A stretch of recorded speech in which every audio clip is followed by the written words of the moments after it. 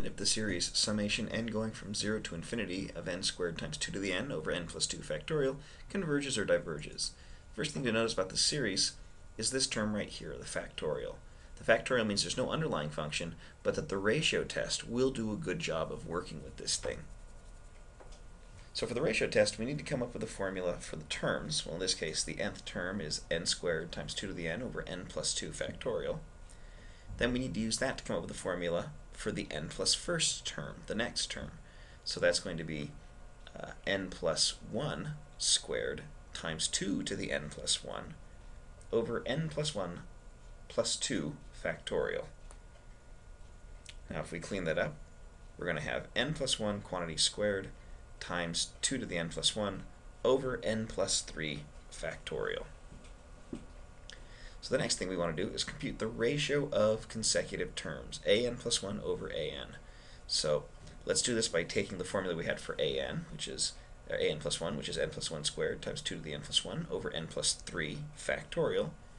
And then we're going to multiply that by the reciprocal of an. And so that means we're going to have an n plus 2 factorial on the top and an n squared times 2 to the n on the bottom. Now let's see, we can get some cancellations here. 2 to the n plus 1 over 2 to the n leaves me with 2 in the numerator. And there's also these factorials right here. Factorials always cancel. Notice that n plus 3 factorial is n plus 3 times n plus 2 times n plus 1 plus all the rest, which is n plus 2 factorial. And so these two pieces cancel. That leaves a lonely n plus 3 in the denominator. Finally, there's these two pieces, but they don't cancel.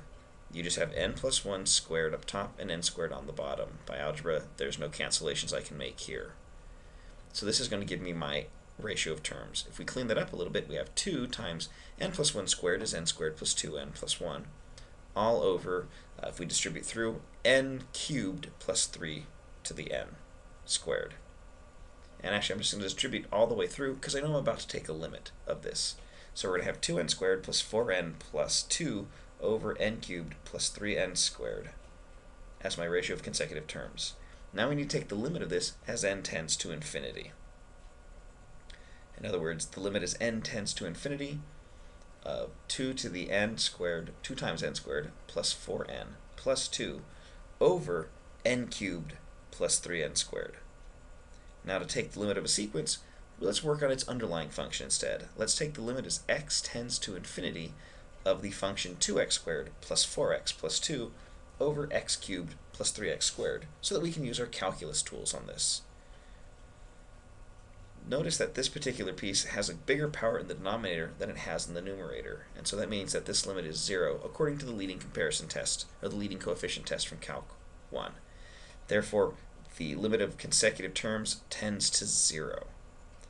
If we take the absolute value of this, the absolute value of 0 is less than 1, and so the ratio test says that this series converges. And we're done.